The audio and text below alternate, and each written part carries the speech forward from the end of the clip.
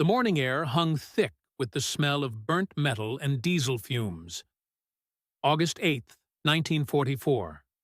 Fields south of Caen in Normandy stretched out like a graveyard of twisted steel. Hauptmann Michael Vittmanns pressed his body against the cold metal of Tiger 007's cupola. His leather gloves squeaked against the periscope housing. The sound cut through the rumble of distant engines. 3 hours had passed since dawn brought the first wave. 3 hours of continuous destruction. His company of 4 massive Tigers had methodically dismantled every American tank that dared approach their position. The mathematics should have been satisfying. 27 Sherman hulks littered the countryside around the Carfalis Road. Each Tiger had claimed multiple kills. The exchange rate favored Germany dramatically. Vittmanns' hands shook as he adjusted his binoculars. Not from fear. Fear was a luxury he'd abandoned months ago. This trembling came from something far worse. A growing understanding that threatened to shatter everything he'd been taught about warfare. Through the magnified lenses, 48 more Shermans crawled across the horizon. Fresh paint gleamed on their hulls. Unblooded crews sat behind those thick steel plates. Full ammunition racks waited to feed their guns. Behind this wave, dust clouds suggested dozens more approaching, maybe hundreds. His 4 Tigers possessed perhaps 12 armor-piercing rounds between them. Fuel gauges read nearly empty. No reserves were coming. No replacements waited in Germany. The mathematics of this engagement were writing themselves in numbers that made his stomach clench. This wasn't a battle anymore. This was an industrial demonstration. American production capacity was grinding German tactical excellence into scrap metal.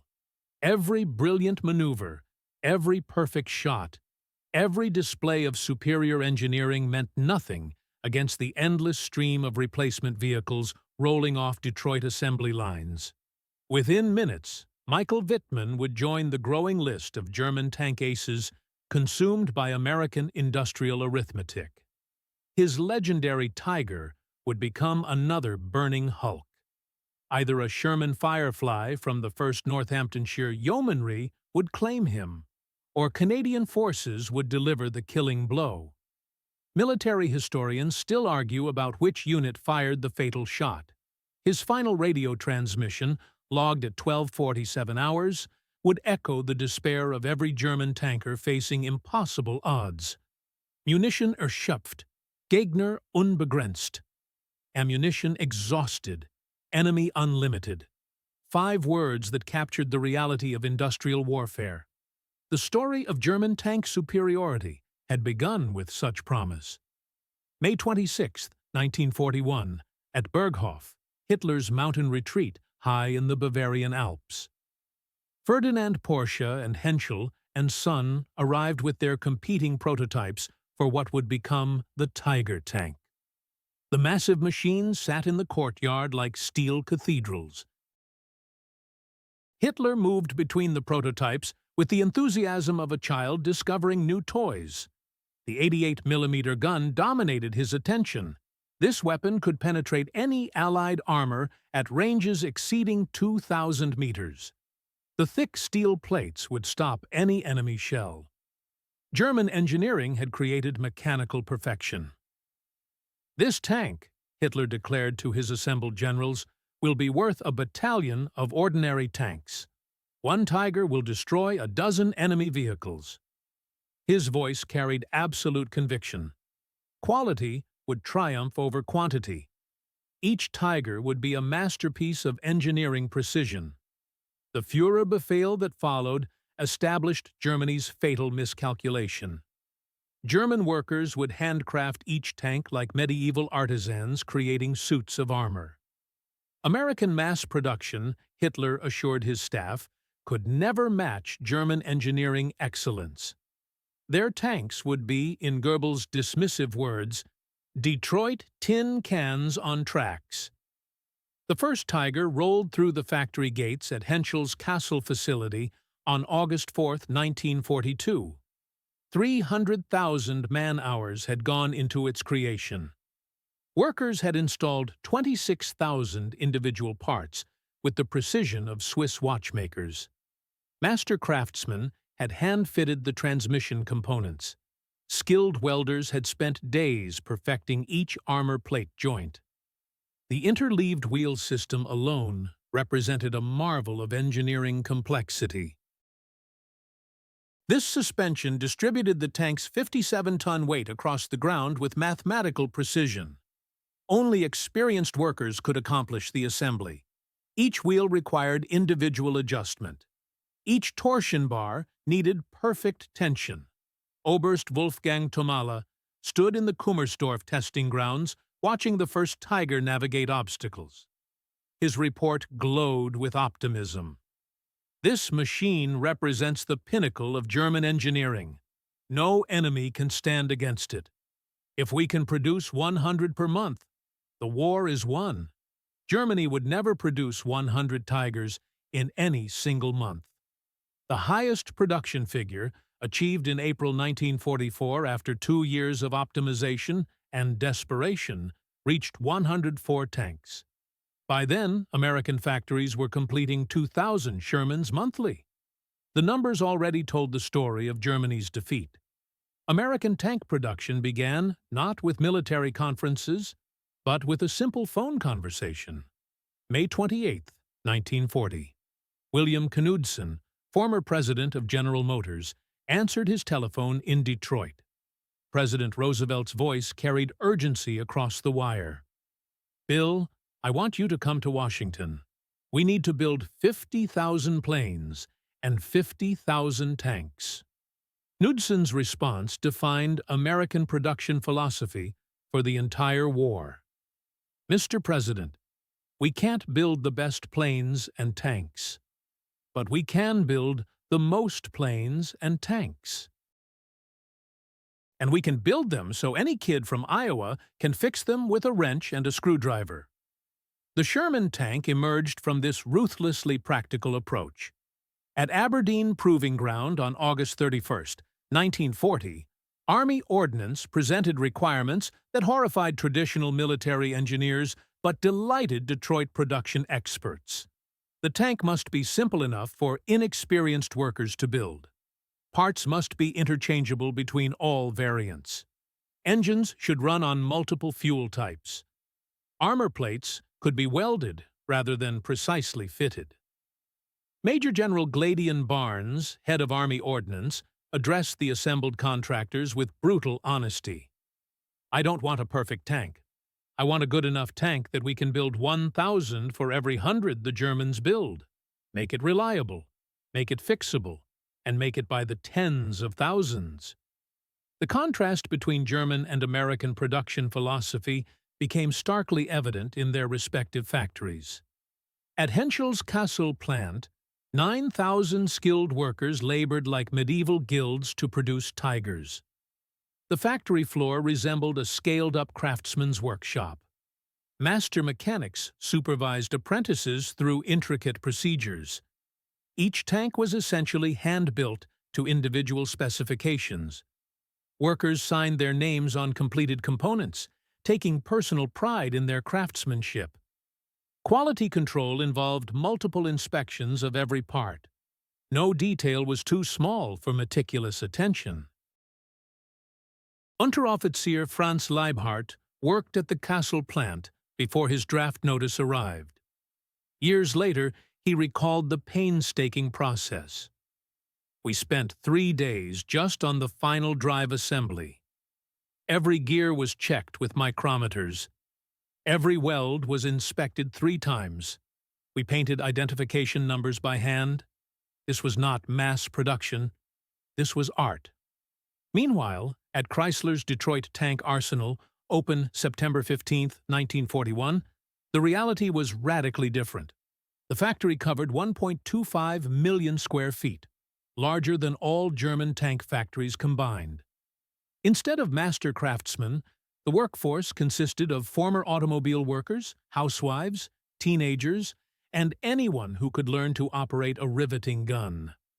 Rose Will Monroe, who would become the famous Rosie the Riveter, worked on Sherman production at the arsenal. Her description captured the American approach perfectly. "I'd never seen a tank before I started building them.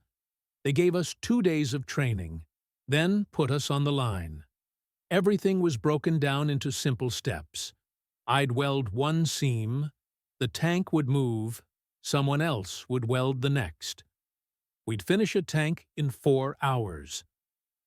The Detroit tank arsenal achieved something German engineers considered impossible: assembly line production of tanks. Adapting techniques perfected in automobile manufacturing, Chrysler engineers broke the Sherman into modular components. Sub-assemblies were built on parallel lines, then brought together for final assembly. The entire process, from raw steel to completed tank, took 48 hours. By December 1942, production statistics were telling a story German commanders refused to believe. The Detroit tank arsenal alone was producing 896 Shermans per month. This exceeded most German intelligence estimates for total American tank production. Across the United States, 11 factories were building Shermans at unprecedented rates. The numbers painted a picture of American industrial might that dwarfed German capabilities. Detroit Tank Arsenal produced 896 monthly. Grand Blanc Tank Arsenal added 385. Lima Locomotive Works contributed 165. Press Steel Car Company delivered 320. Pacific Car and Foundry provided 280. The list continued across the industrial heartland. Total monthly production by December 1942 approached 3,500 Sherman tanks. German monthly Tiger production during the same period struggled to reach 34 tanks. The ratio was already 103:1. General Major Heinz Guderian, Inspector General of Panzer Troops, received these figures through intelligence reports in January 1943. His diary entry was succinct: "If these numbers are even half true, we have already lost the war." The production disparity created cascading effects that multiplied American advantages exponentially. With thousands of Shermans available, American tank crews trained on actual tanks rather than wooden mock-ups. At Fort Knox, Kentucky, the Armored Force School maintained hundreds of Shermans dedicated solely to training purposes. Crews spent 12 weeks learning every aspect of their vehicles. They fired thousands of rounds in gunnery practice. They drove hundreds of miles across varied terrain. They performed maintenance procedures until they could replace any component blindfolded. This intensive training created crews who knew their tanks intimately. PFC Clarence Smoyer trained at Fort Knox in 1943. His memories illustrated the thoroughness of American training programs. "We beat the hell out of those training tanks, drove them till they broke, fixed them, drove them again. By the time we shipped out, I knew that tank better than my family's farm tractor. Every sound it made, what it meant, every tool needed for every job." In Germany, Tiger tank training told a vastly different story. With total production barely exceeding 100 tanks monthly at peak output, training vehicles were virtually non-existent. The Panzertruppenschule at Putlos possessed exactly 4 Tigers for training purposes. 4 tanks to train crews for every Tiger unit in the Wehrmacht. Gefreiter Kurt Klein, assigned to Schwer Panzerabteilung 503, described his inadequate training experience. "We had 3 days in an actual Tiger. 3 days total. We spent most of our training studying diagrams and sitting in wooden mock-ups. When we finally received our company Tigers in Russia, half the crew had never started a Maybach engine." The complexity disparity compounded the training problem dramatically.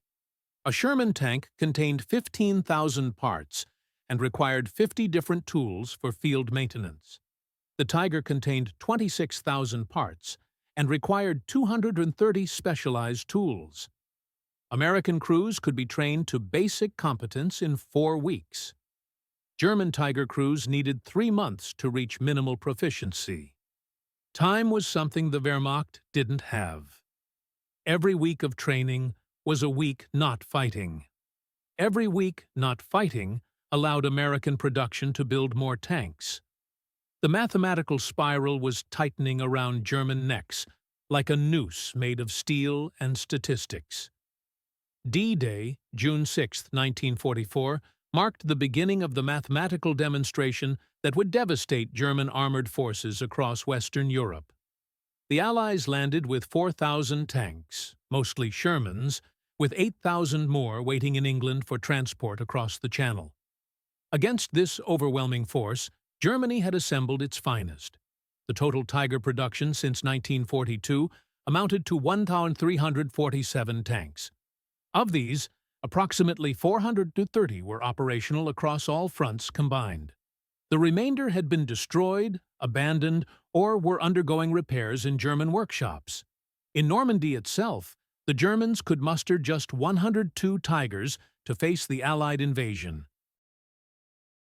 SS Obersturmführer Ernst Streng of Schwere SS Panzerabteilung 101 witnessed the mathematical reality on June 7th near Caen. His account captured the futility of tactical success against strategic impossibility. "We destroyed 8 Shermans in the morning engagement. By afternoon, 16 more had taken their places. We destroyed 6 of those. By evening, fresh companies kept arriving. They came like ants. You could step on dozens, but hundreds more were behind them."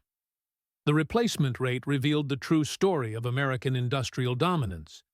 When America lost a Sherman, a new one arrived from England within 48 hours. The replacement system, organized by Colonel Joseph Colby, maintained a reserve of 2,300 Shermans in British depots. Damaged tanks were either repaired within hours by mobile workshops or simply abandoned for new vehicles. When Germany lost a Tiger, replacement took weeks or months, if it came at all. Each Tiger required special railway cars for transport. The journey from Germany to Normandy took 5 days under optimal conditions. Allied air attacks often extended this to weeks.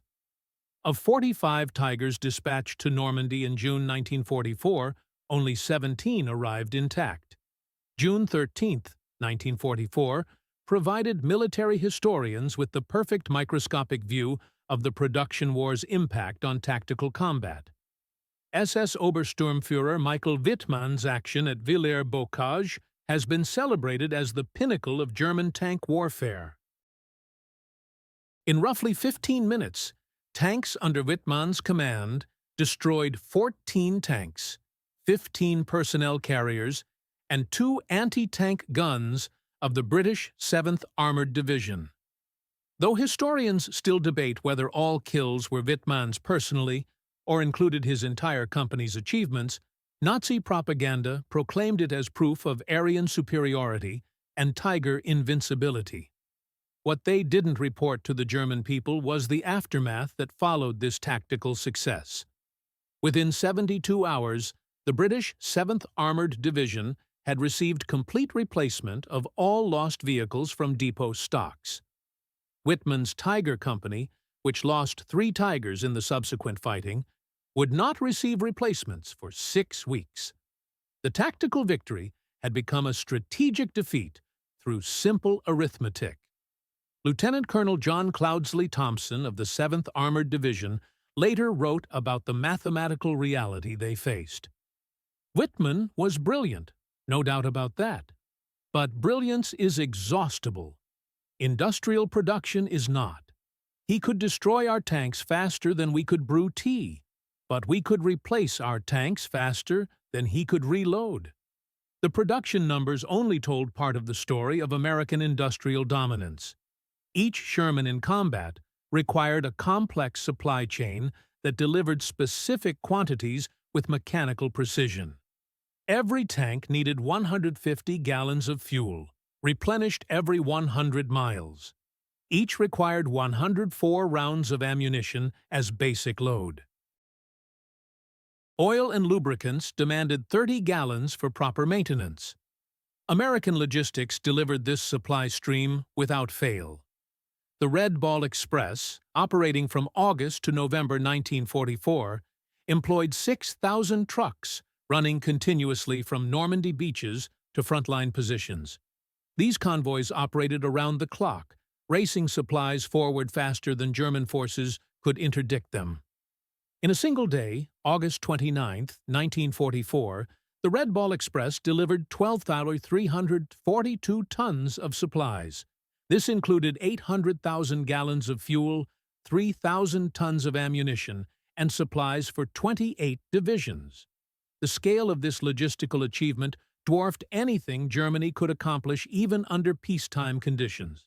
Each Tiger required vastly different supply requirements that Germany struggled to meet. These massive tanks consumed 650 gallons of fuel, replenished every 60 miles of operation. Each Tiger carried 92 rounds of ammunition as basic load. Oil and lubricants demanded 100 gallons for proper maintenance.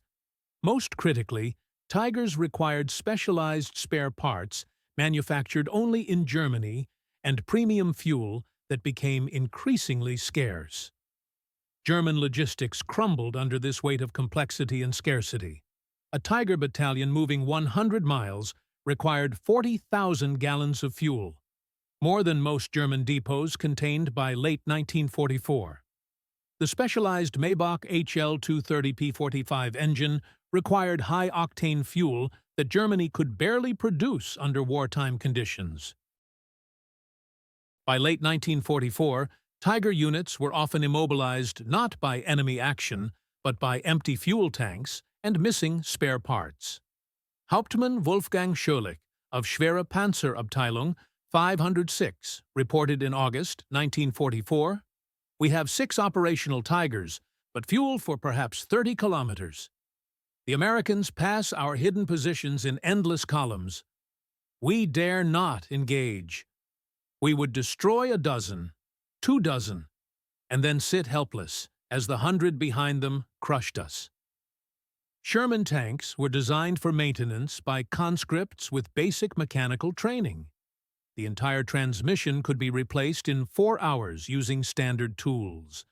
Track replacement took 90 minutes with proper equipment. Engine swaps required 6 hours maximum.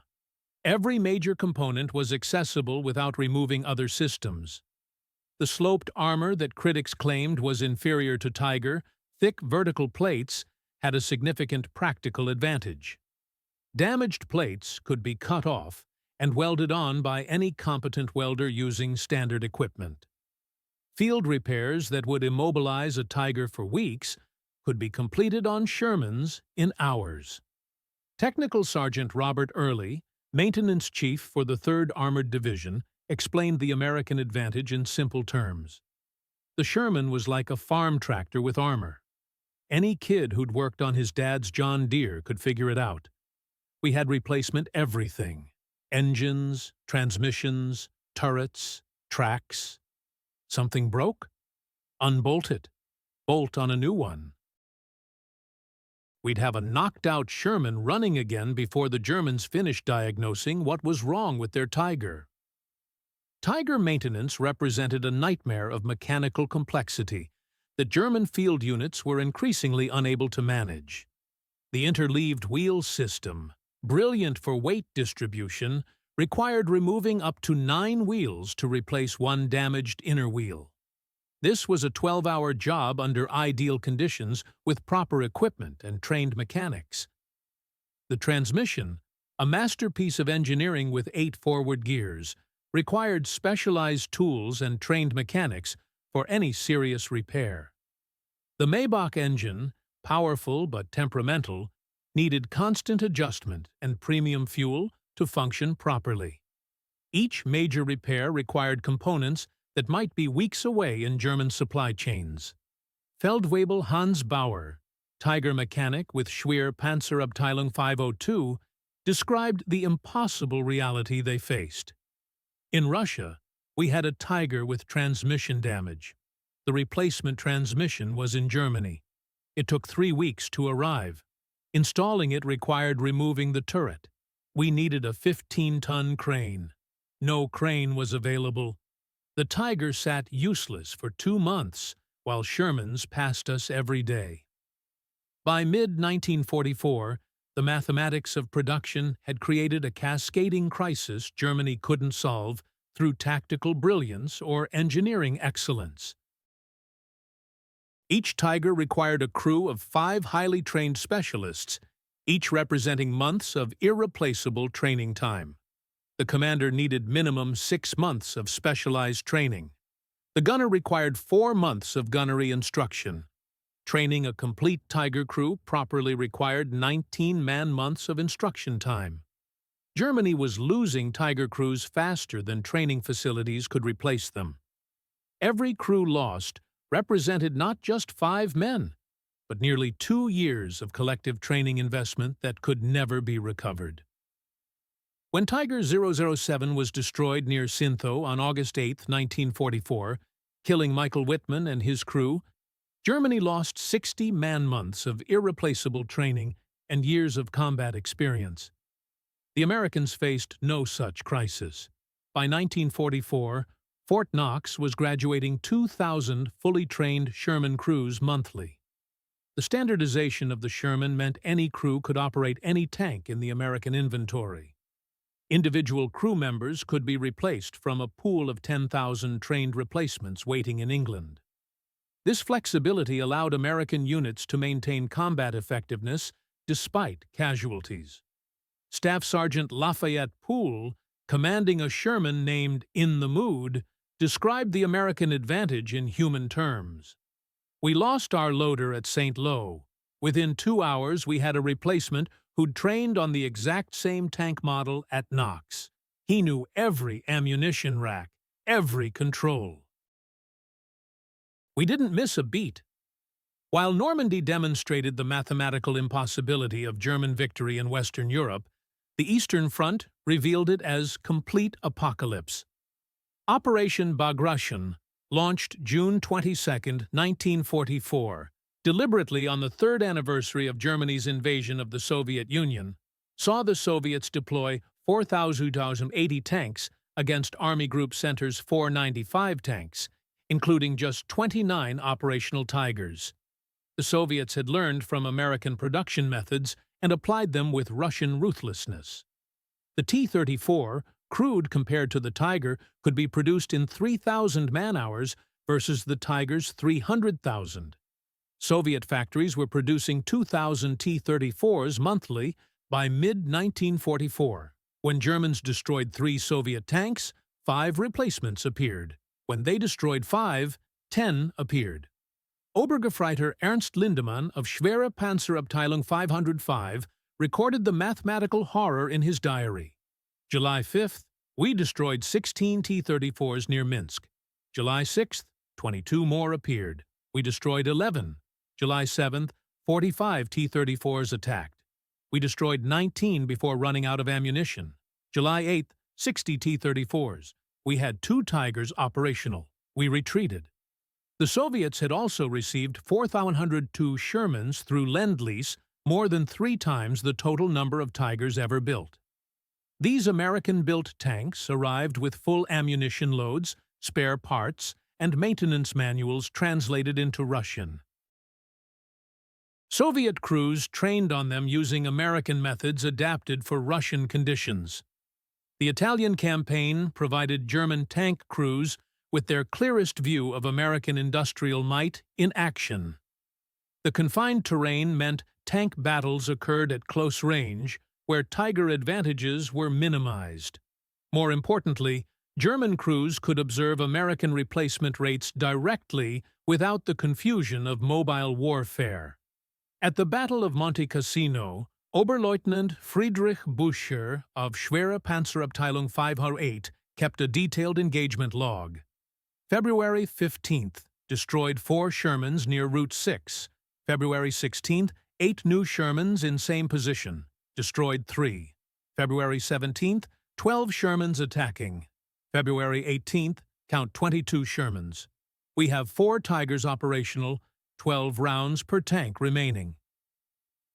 The psychological impact on German crews was devastating and irreversible. Gefreiter Helmut Wagner wrote to his wife, "We are Sisyphus pushing the boulder. Every Sherman we destroy is replaced by 2. Every 2 by 4. We kill tanks like a farmer harvesting wheat, but the field grows back overnight." American tank recovery operations added to German despair by negating many of their tactical successes.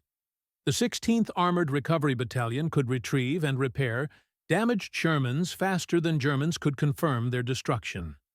This capability turned many apparent German victories into temporary setbacks. Captain Thomas Roberts of the 16th described their efficiency with obvious pride. "We'd hook a Sherman that caught fire in the morning, have it back to depot by noon, repaired by evening, and back in action the next morning. The Germans would mark it as a kill, then face the same tank 3 days later."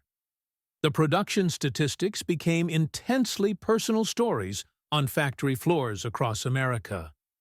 Workers understood exactly what their production meant in human terms. Above the Detroit Tank Arsenal assembly line hung a banner, "Every tank we build saves lives." This message connected factory work directly to battlefield survival. Mary Krochik, a Polish immigrant working at Detroit Arsenal, embodied American production determination. "My brother was in Italy with the 1st Armored. Every Sherman I welded might be the one that brought him home. We worked 16-hour shifts during the Sicily invasion. Nobody complained. The line never stopped." The Detroit facility operated 3 shifts, 24 hours a day, 365 days a year. Christmas 1943 saw voluntary overtime reach 95% participation. Workers who called in sick received visits from colleagues, checking if they needed help getting to work. Absenteeism ran below 2%, compared to 15% in German factories by late 1944. German factories faced entirely different realities that crippled production efficiency. Allied bombing disrupted production constantly and unpredictably. The Henschel factory was hit 39 times between October 1943 and March 1945. Each raid stopped Tiger production for days or weeks, while damage was repaired. Skilled workers were continually drafted to replace combat losses on various fronts. By late 1944, slave labor comprised 40% of the workforce, requiring guards and reducing efficiency through sabotage and poor motivation. These workers had no investment in German victory and every reason to slow production. Friedrich Müller, German factory inspector, reported the impossible situation in November 1944. "Kassel factory produces 8 Tigers this month. 8. Americans produce this many in 4 hours. We use slave labor that sabotages production. They use free workers racing to build more. We cannot win this arithmetic." Sherman tanks ran on regular gasoline. Any octane from 70 to 85 worked acceptably. The radial aircraft engine was forgiving, reliable, and could burn almost anything flammable in emergency situations. American fuel supply was essentially unlimited for the duration of the war. Texas alone produced 100 million barrels of oil in 1944. Standard Oil refined 2 billion gallons of gasoline monthly. Fuel was so abundant that American forces sometimes used it for washing equipment and starting fires. No American tank was ever immobilized by fuel shortages during the European campaign. Tigers required premium fuel, at least 87 octane for the Maybach engine to function properly without damaging internal components. Germany's synthetic fuel plants, primarily using coal liquefaction processes, produced inferior fuel that damaged engines over time. By late 1944, fuel allocation for training was eliminated entirely. The fuel consumption differential was staggering and strategically decisive. A Tiger consumed 2.75 gallons per mile on roads, 5.5 gallons per mile cross-country. A Sherman consumed 0.5 gallons per mile on roads, 1.2 gallons cross-country. Moving a Tiger company 100 miles required 15,000 gallons of increasingly scarce fuel. Obersturmführer Ernst Streng of Schwere SS Panzerabteilung 501 reported the impossible mathematics. September 16th, start of our Ardennes offensive. My Tigers have fuel for perhaps 60 kilometers. The objectives are 200 kilometers distant. We are told to capture American fuel. How do we reach American fuel without fuel to get there? This is madness, built on desperation. The Battle of the Bulge in December 1944 provided the final mathematical proof of inevitable German defeat. Hitler assembled his last reserve, 450 tanks, including 69 precious King Tigers, for Operation Wacht am Rhein. Against this desperate gamble, Americans could deploy 8,000 tanks in the European theater, with 6,000 more in reserve or training in the United States. The initial German success seemed to validate quality over quantity once again. King Tigers of Schwere SS Panzerabteilung 501 destroyed Shermans at ranges exceeding 2,000 meters. Individual Tigers claimed dozens of kills in single engagements. German propaganda proclaimed the offensive as proof of superior German engineering. But mathematics reasserted itself within days of the initial breakthrough. As Joachim Peiper's Kampfgruppe ran out of fuel near Stoumont, American replacement tanks were already moving from Antwerp depots. The 40 Shermans destroyed on December 17th were replaced by December 19th. The 60 destroyed on December 18th were replaced by December 20th. General George Patton's Third Army turned north with 350 Shermans on December 22nd. Within 48 hours, despite losing 88 tanks to German anti-tank fire, Patton had 400 operational Shermans. Replacement vehicles had actually exceeded combat losses during active fighting. Meanwhile, Peiper had abandoned all his Tigers for lack of fuel, destroying them with demolition charges to prevent capture. The mathematical demonstration was complete. German tactical excellence, engineering superiority, and individual heroism meant nothing against American industrial arithmetic. The Cathedral Square in Kalen witnessed destruction on a scale that cameras could never fully capture. Within that ancient cobblestone arena, 11 Sherman tanks lay scattered like broken toys. Their twisted metal frames told a story of mechanical violence. Smoke still curled from their engines. Oil pooled beneath shattered tracks. A single German Panther had orchestrated this devastation over 48 hours. Its 75mm gun had found its mark again and again. Each shot had been precise. Each hit had been devastating.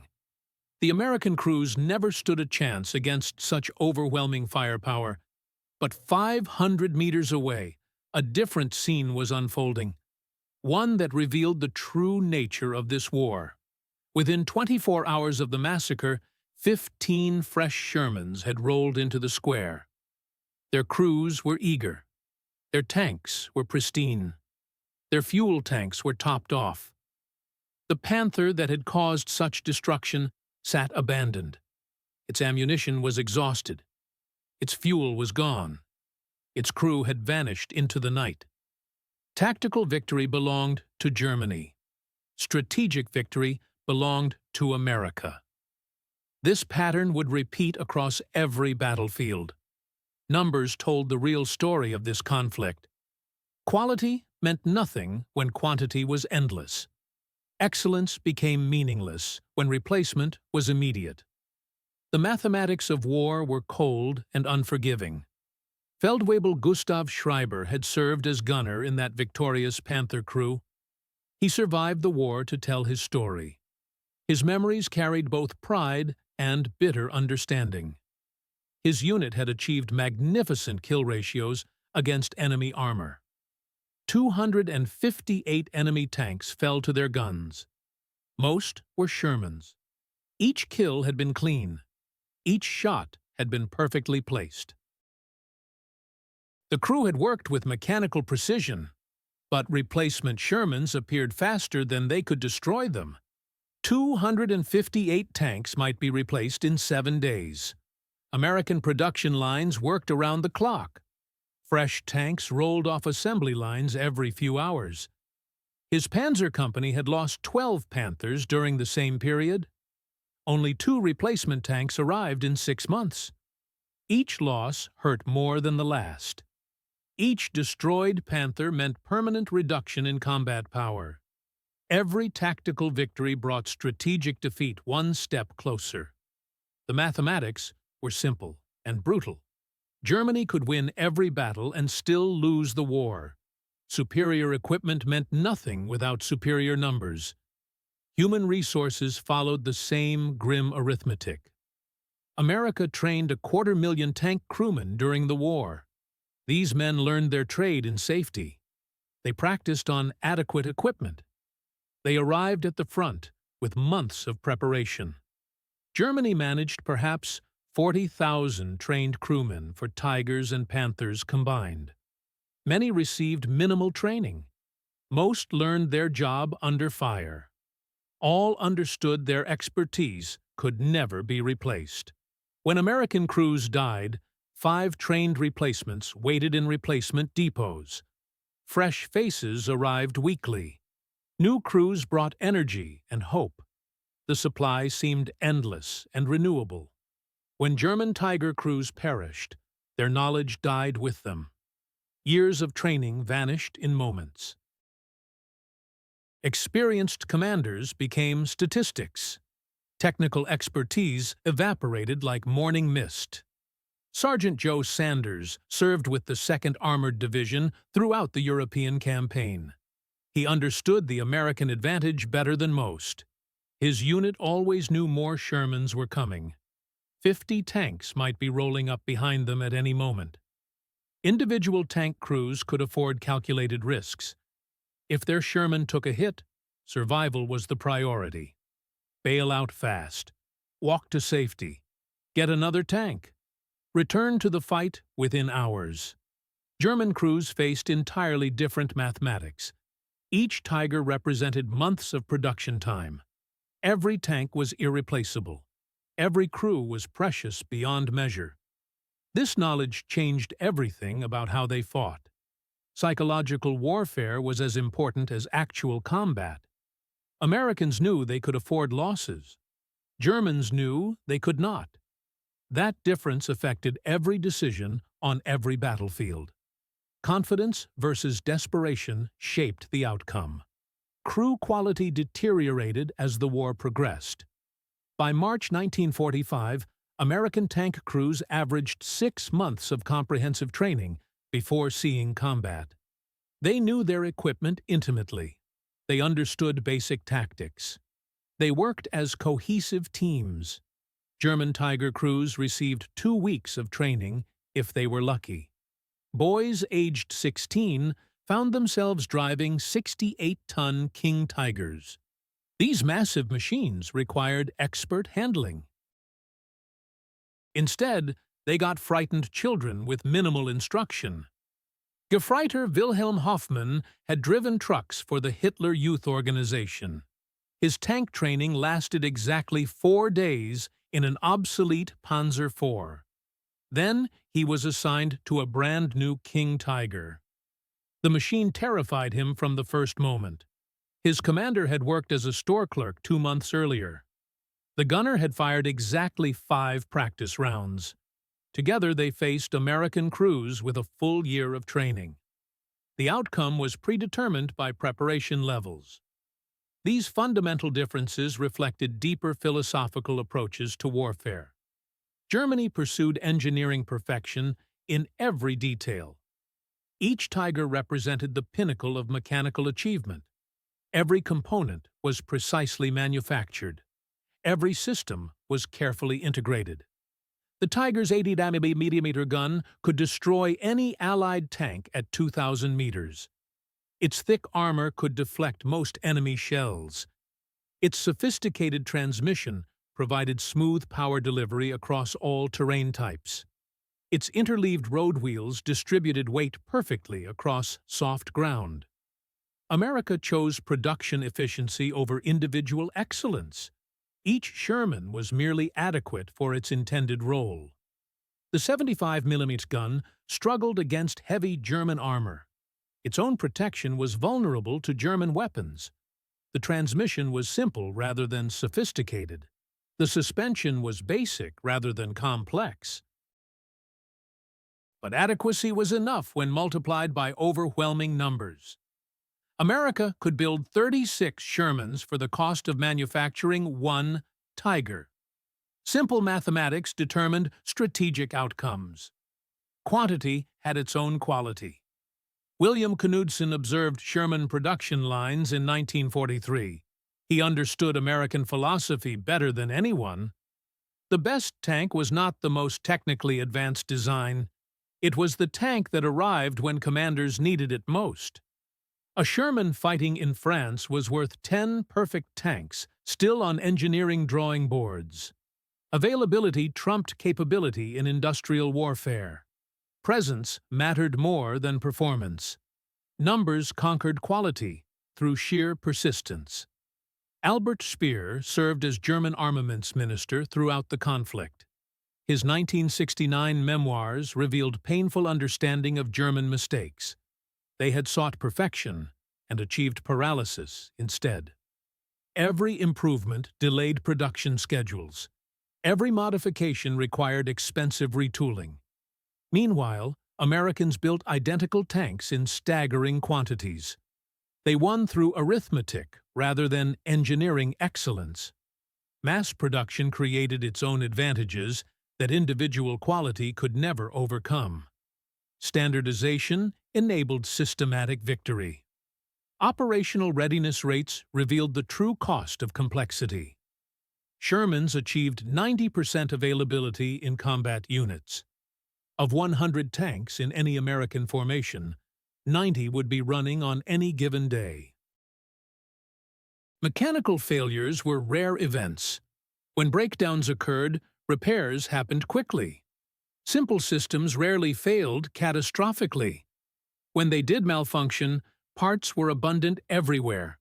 Trained mechanics were available in every unit. Problems got solved immediately.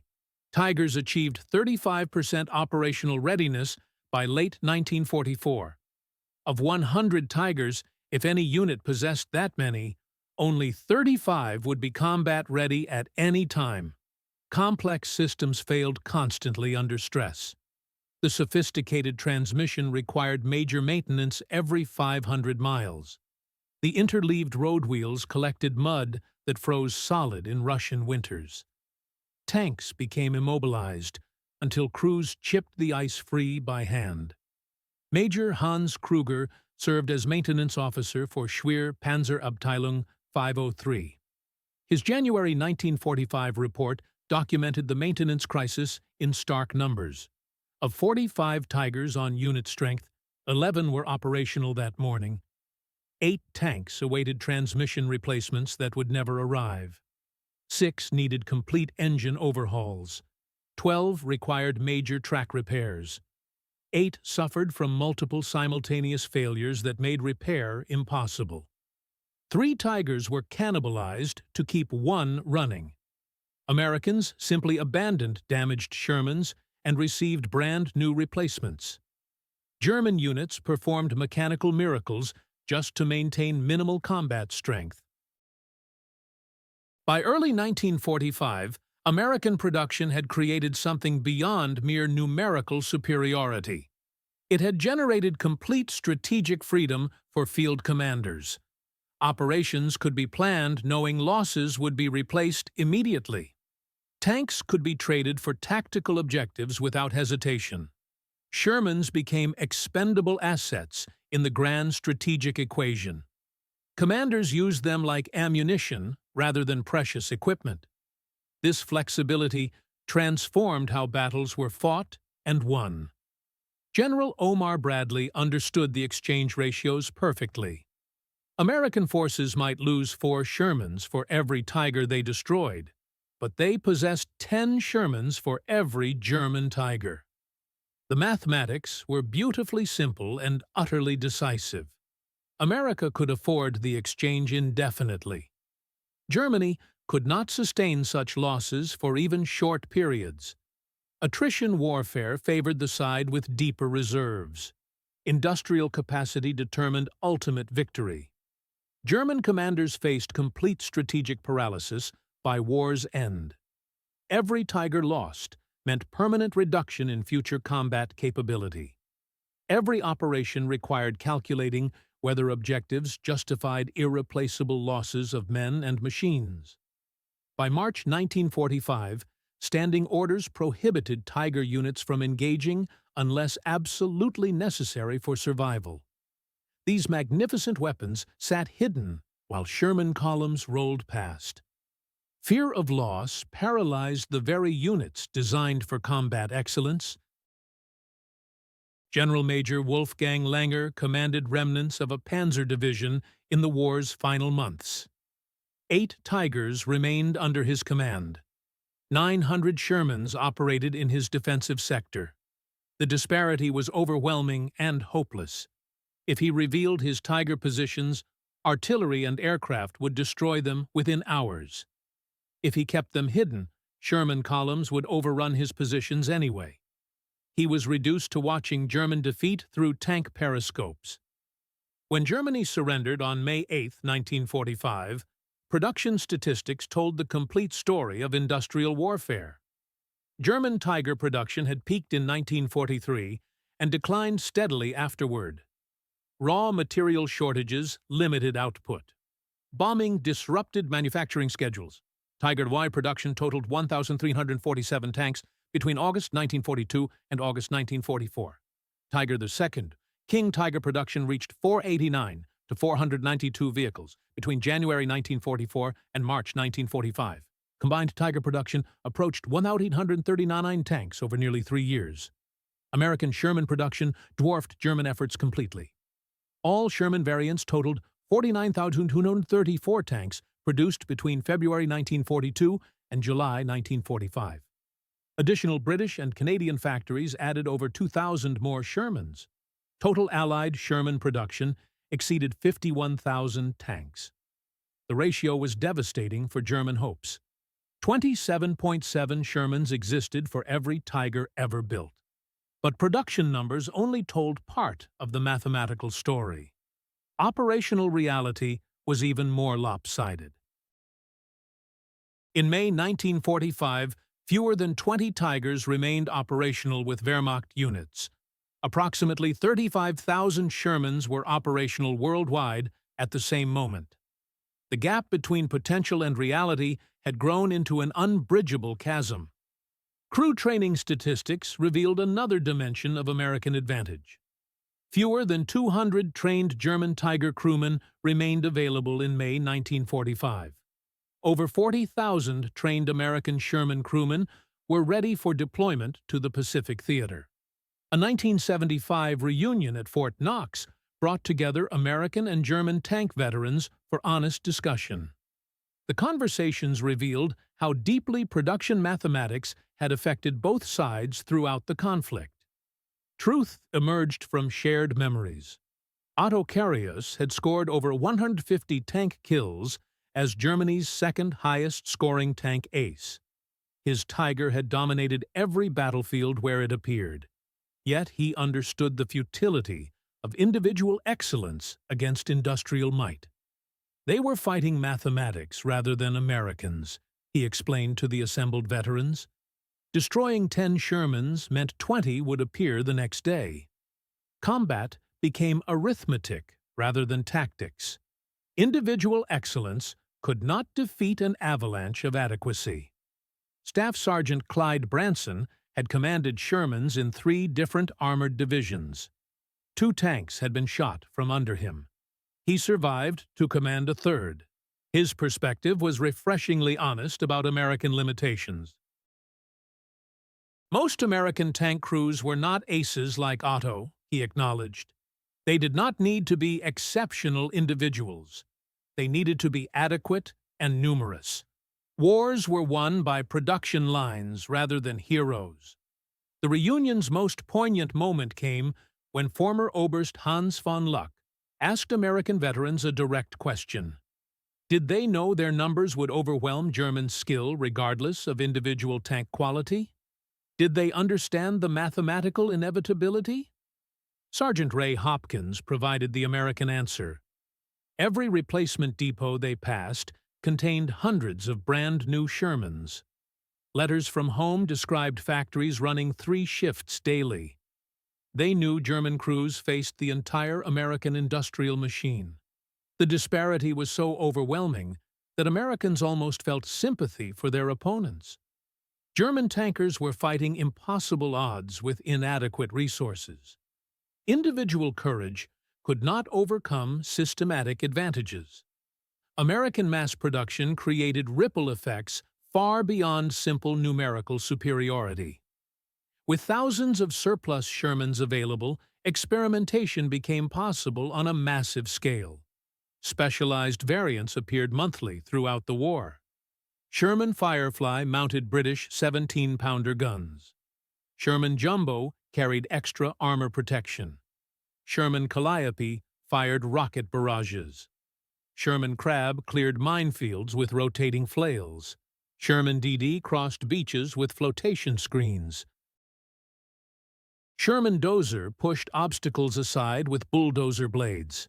Germany could barely produce standard Tigers, let alone experimental variants. Each modification meant fewer combat tanks reaching front-line units. Resources were too scarce for extensive experimentation. Specialization was a luxury they could not afford. The Sturm Tiger converted Tigers into assault guns for urban combat. Exactly 18 vehicles were produced before resources ran out. This represented a fatal diversion of precious manufacturing capacity from desperately needed standard tanks. Parts supply demonstrated the growing disparity between American abundance and German scarcity. American depots stocked 50,000 different Sherman components. Any part could be delivered to any unit within 72 hours anywhere in the world. German Tiger units waited months for specific replacement parts. Often they cannibalized operational tanks to keep others running. Critical components simply were not available from increasingly disrupted German factories. Technical Sergeant Mike Kozlowski operated a forward supply depot in Belgium during the advance into Germany. His warehouses overflowed with Sherman parts of every description. Engines, transmissions, guns, and tracks filled endless storage buildings. When units called for parts, trucks were loaded immediately. Components were dispatched without delay. He often discarded surplus parts for lack of storage space. German units never received more parts than his depot threw away daily. American tank crews operated in a completely different universe from their German counterparts. They knew replacement tanks were plentiful everywhere. They understood survival mattered more than heroics. They could afford to be cautious rather than reckless. Private First Class Clarence Smoyer received clear instructions from his lieutenant. Their job was surviving and pressing forward steadily. When they encountered Tigers, artillery and air support would handle the threat. Individual heroics were discouraged. Heroes died unnecessarily, the lieutenant explained. America had more tanks than trained crews. Keeping experienced crewmen alive was more important than achieving spectacular kill ratios. Survival enabled continued effectiveness. German Tiger crews faced opposite pressures from their commanders. Each Tiger was irreplaceable and precious.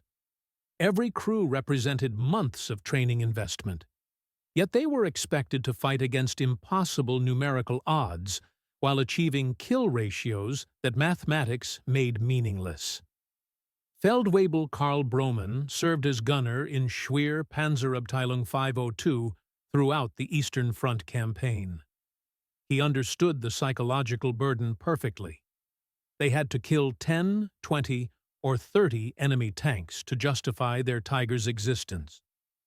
The pressure was unbearable for normal human beings.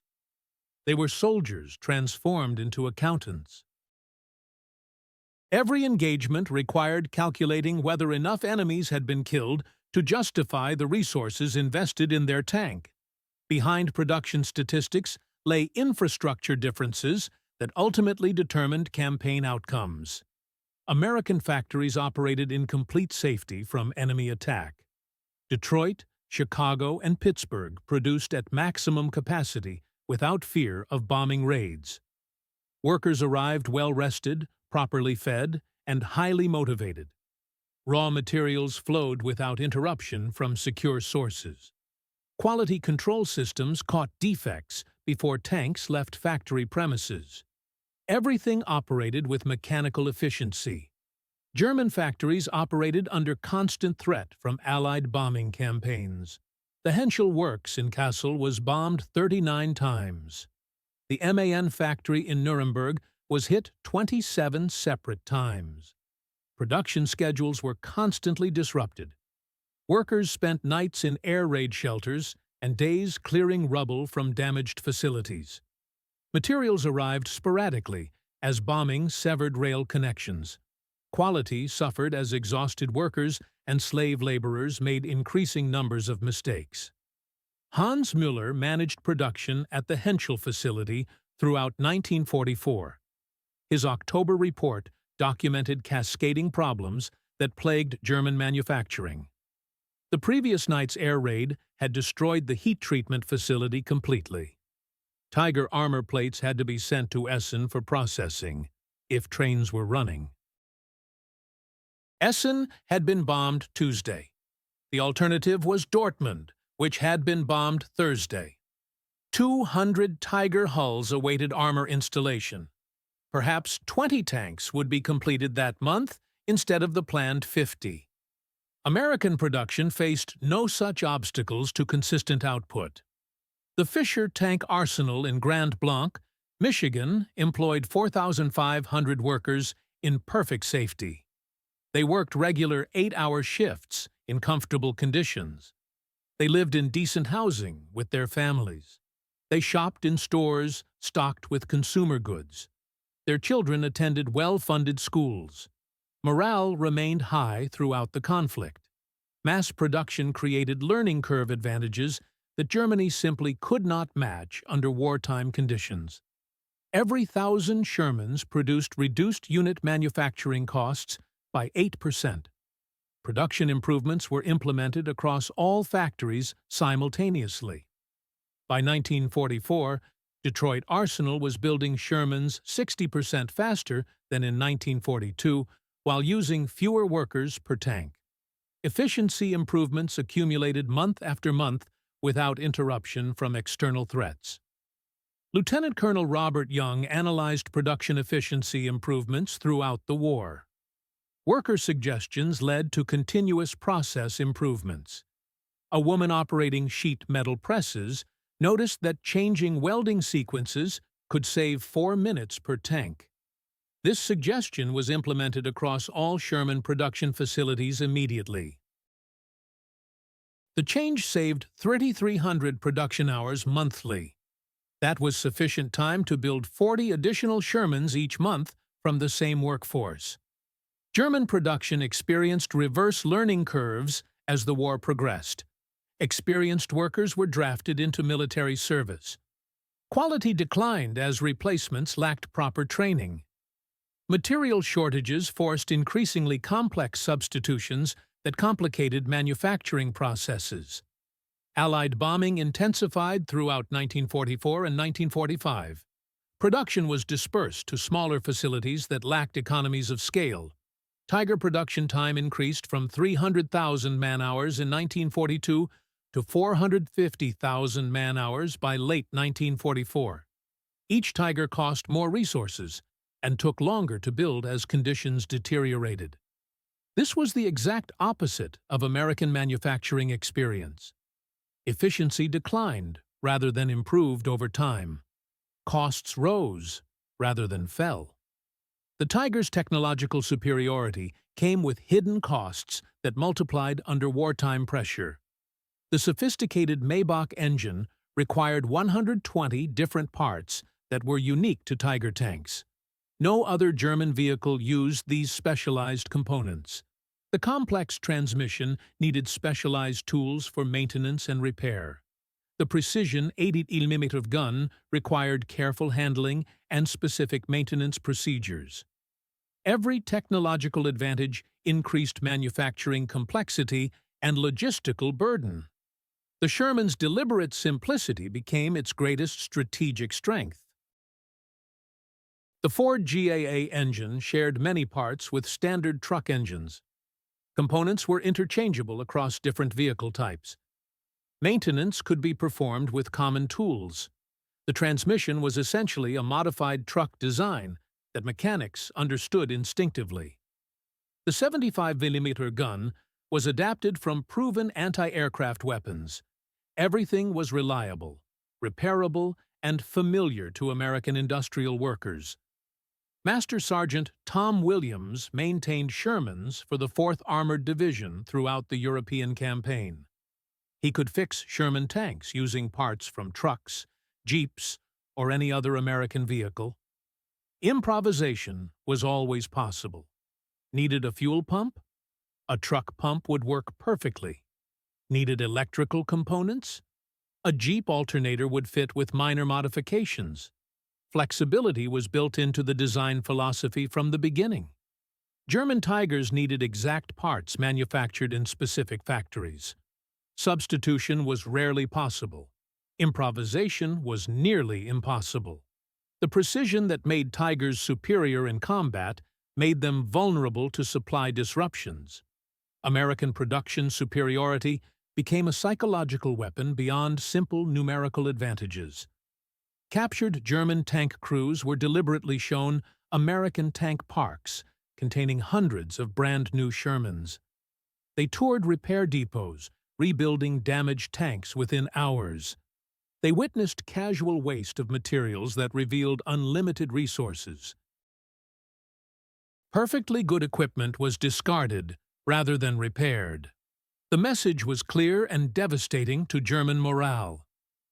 Hauptmann Friedrich Schulz was captured after his Tiger was destroyed near Aachen in late 1944. His tour of an American replacement depot shattered his remaining illusions about German chances for victory. American officers showed him 500 new Shermans waiting for crews. They explained that 500 additional tanks arrived monthly just for this single sector. He realized then that every Tiger destroyed in combat was meaningless. They were bailing the ocean with teaspoons, he later wrote. Individual excellence could not overcome industrial avalanche. German tank crews were fighting the American economy rather than American soldiers. The outcome was predetermined. These prisoners returned to Germany through exchanges or successful escapes. They spread devastating truth about American production capabilities. Their first-hand reports were more credible than propaganda and destroyed morale among German tank crews. New Tiger crews training on the few remaining tanks understood they were entering hopeless combat. American abundance made German sacrifice meaningless. Individual courage could not overcome systematic disadvantages. By winter 1944-45, the maintenance differential had become absolute and unchangeable. American tank units maintained 90% operational rates despite constant combat and harsh weather conditions. German Tiger units struggled to maintain 20% operational rates even without combat. The 506th Heavy Tank Battalion's War Diary for January 1945 documented the collapse of German armored capability. Unit strength showed 45 King Tigers on paper. Only 8 were actually operational that morning. 37 tanks awaited repair that would never come. 12 needed complete engine replacements. None were available from increasingly disrupted supply chains. 15 needed new transmissions. 2 were available for the entire unit. 10 tanks needed multiple major components that simply did not exist. Cannibalization was authorized to maintain minimum operational strength. 3 tanks were stripped to keep 1 running. The mathematics of desperation ruled German decisions. Meanwhile, the 37th Tank Battalion of the 4th Armored Division reported completely different statistics. 53 Shermans were assigned to the unit. 51 were fully operational and ready for combat. 2 tanks awaited minor repairs that would be completed before nightfall. 15 replacement tanks were available at the nearest supply depot. 3 complete trained crews plus individual specialists were ready for immediate assignment. April 1945 provided the ultimate demonstration of production mathematics in actual combat conditions. American forces crossing the Rhine River left behind hundreds of damaged Shermans. These tanks were not worth repairing given the abundance of available replacements. German forces, desperately short of any functional armored vehicles, attempted to recover and repair abandoned American tanks for their own use. The irony could not have been more complete or devastating. The Wehrmacht had started the war convinced of its technological and tactical superiority over all enemies. Now they were reduced to scavenging enemy tanks they had once derided as inferior. German engineering pride had collapsed into desperate pragmatism. Tigers were too complex to maintain without intact German industrial infrastructure. They were abandoned for lack of fuel or inability to repair minor mechanical problems. Shermans were simple enough for German mechanics to operate and maintain. Oberst Wilhelm Müller commanded an improvised battle group defending Nuremberg in the war's final weeks. His unit composition revealed German desperation. 3 Tigers remained under his command. Only 1 was operational. 8 captured and repaired Shermans formed his main strength. 12 assault guns and various wheeled vehicles completed his formation. The American tanks were actually easier to maintain than German equipment. He was fighting American tanks with American tanks. The war ended not with dramatic tank battles, but with American columns driving past abandoned German armor. Tigers sat beside roads completely out of fuel, ammunition, and spare parts. Their crews walked home in defeat. These had been the best-trained tank soldiers in military history. Their equipment had been mechanically superior to anything opponents possessed. Yet they were defeated by arithmetic rather than combat. Numbers conquered quality through persistent accumulation. Sherman columns rolled through Germany with each lost tank immediately replaced from the endless stream flowing from Atlantic ports. Their crews were adequately trained and utterly confident in their supply systems. They barely paused to acknowledge abandoned German giants. General Dwight Eisenhower toured defeated Germany in May 1945. His observation captured the essential truth about armored warfare. America had not defeated German tanks through superior design. They had defeated German production capability itself. Every Tiger represented a tactical victory that cost Germany strategic capability. Every Sherman lost in combat was replaced before German commanders finished counting their kills. Individual excellence meant nothing against systematic abundance. The final accounting revealed the true mathematics of victory in industrial warfare. Production speed told the whole story. Tigers required 300,000 to 450,000 man-hours per tank, depending on wartime disruptions. Shermans needed only 17,000 to 28,000 man-hours per tank. One Tiger's production time equaled 6 to 26 Shermans, depending on factory efficiency. The ratio favored America overwhelmingly. Cost analysis showed similar disparities. Tigers cost 250,000 to 300,000 Reichsmarks using 1945 currency values.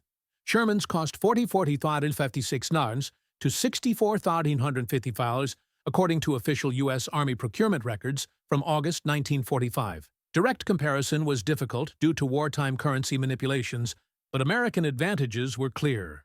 Fuel consumption revealed operational disadvantages of German designs. Tigers consumed 2.75 gallons per mile on roads under ideal conditions. Shermans used only 0.5 gallons per mile under similar circumstances. One Tiger's fuel consumption equaled 5.5 Shermans.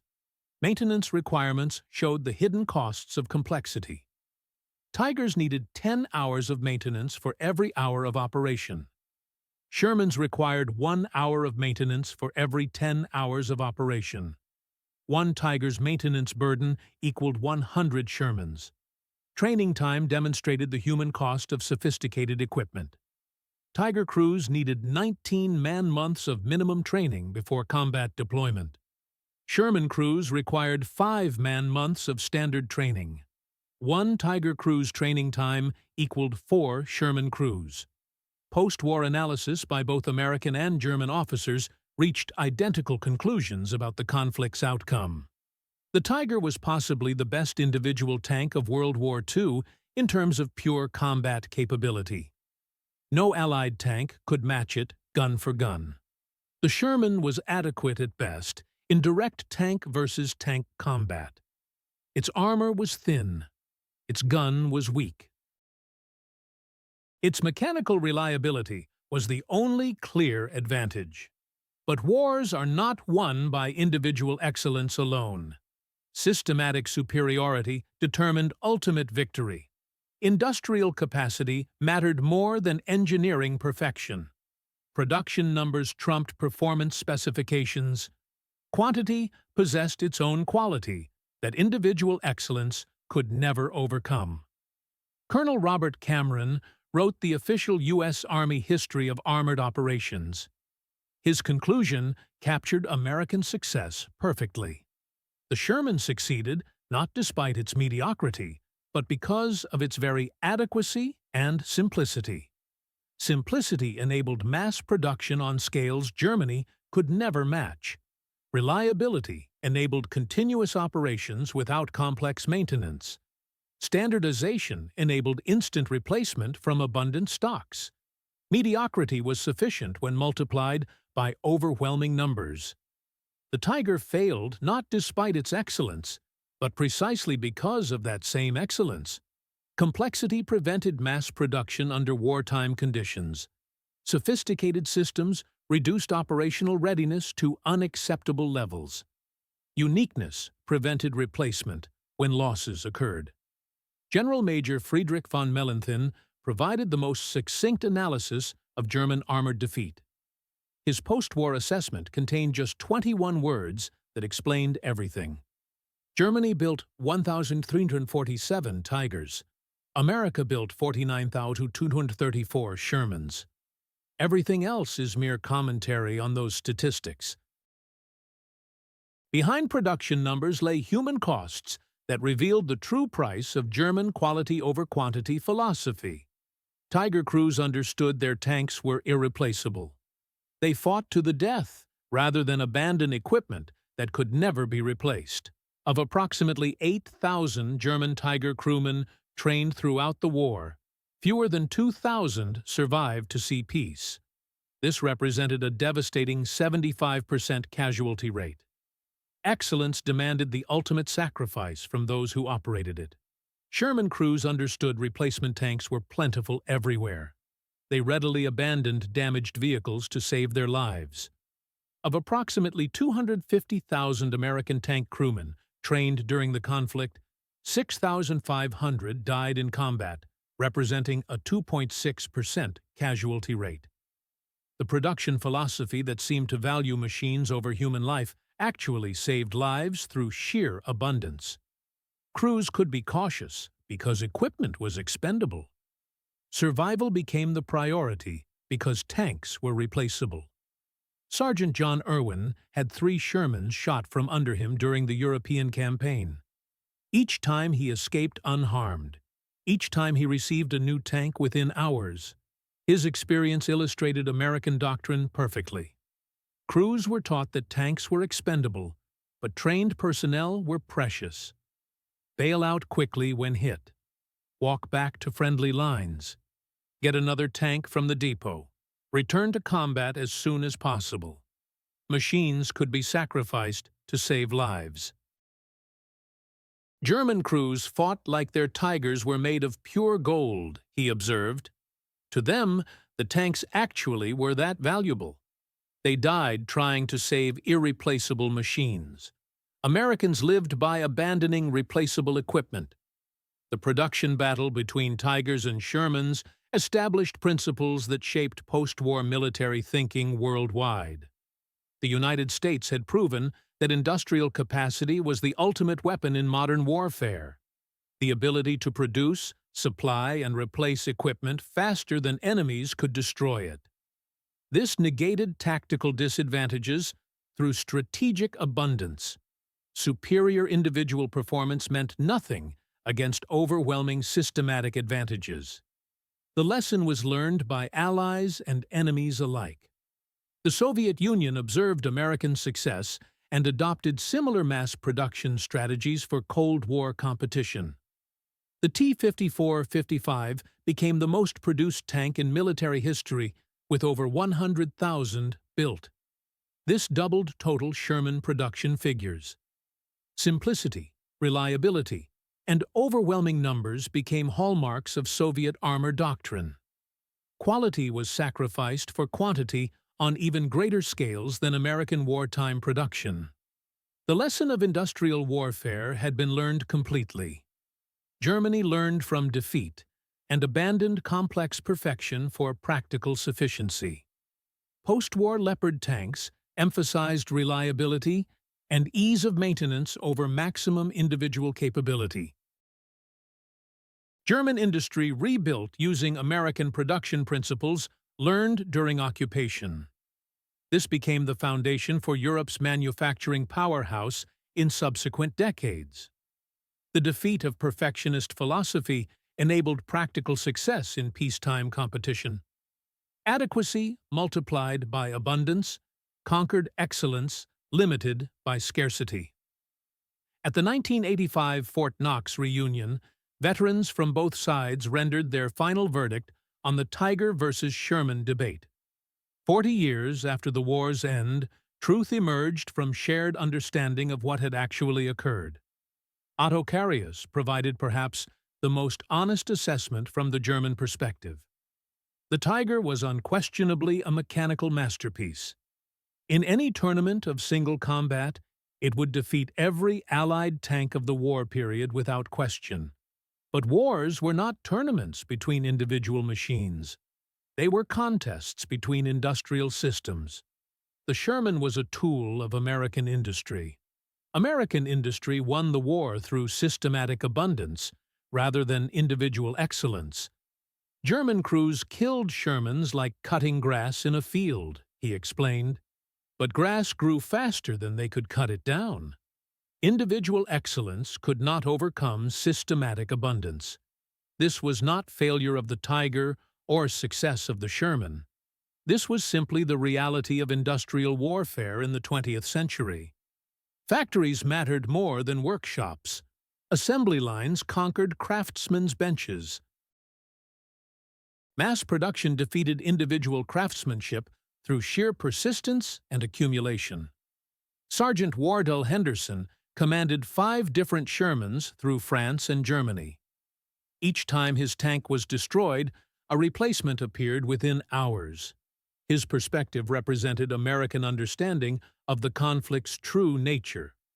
He never wanted to face a Tiger in individual combat. One-on-one, American tanks would lose every encounter. But they never fought one-on-one engagements. They fought 5-on-1, 10-on-1, with artillery support, air cover, and replacement tanks waiting nearby. The Tiger was clearly the better individual tank. The Sherman was the winner's tank in systematic warfare. He would rather be a survivor in a Sherman than a dead hero in a Tiger. Practical victory trumped theoretical excellence. Today, restored Tigers command millions of dollars at military vehicle auctions. Only 7 running Tigers exist worldwide. They are precious museum pieces representing vanished craftsmanship. Restored Shermans sell for tens of thousands of dollars. Hundreds still operate on every continent. Museum displays, movie productions, and private collectors maintain dozens in working condition. Even in preservation, the production differential persists across decades of peace. At the Patton Museum, Fort Knox, a Tiger, I sits beside an M4A3 Sherman. The display placard summarizes everything in 2 simple statements. Tiger I, one of 347 produced. This tank destroyed an estimated 40 Allied vehicles. Sherman M4A3, one of 49,234 produced. Tanks of this type liberated Europe from fascist occupation. The mathematics of victory could not be stated more clearly or definitively than those few words. In 1989, Friedrich Schultz returned to Normandy for the 45th anniversary of D-Day landings. The former Tiger commander stood in the American cemetery above Omaha Beach, surrounded by graves of young Americans who had died liberating France. Standing before assembled veterans from multiple nations, he spoke truth that transcended national boundaries. Germany had come with the world's best tanks, convinced of technological superiority over all enemies. America had come with adequate tanks and overwhelming numbers. Germans fought with individual excellence. Americans fought with systematic arithmetic. In industrial warfare, arithmetic always wins decisively. Germany built 1,247 Tigers. America built 49,234 Shermans. Those numbers were not mere statistics. They represented the difference between dictatorship and democracy, between scarcity and abundance, between individual craftsmanship and mass production, between defeat and victory in the modern world. The assembled crowd stood in respectful silence. American, British, Canadian, and German veterans united in understanding. The mathematics of war had been reduced to essential truth that transcended national loyalties or personal pride. Germany built the finest tank of World War II. America built the most tanks. In the arithmetic of industrial warfare, most beats best every single time. Quantity possessed quality that individual excellence could never hope to overcome. The German Tiger remains a symbol of engineering excellence, technical achievement, and quality over quantity philosophy. It was also a strategic disaster, resource sink, and monument to the fallacy that tactical superiority could overcome industrial inferiority. The American Sherman was a compromise, adequate solution, and triumph of practical procurement over theoretical perfection. It was also a war winner, strategic masterpiece, and monument to the power of democratic industrial capacity mobilized for total war. Germany built 347 Tiger tanks. Each one was a mechanical marvel capable of dominating any battlefield where it appeared.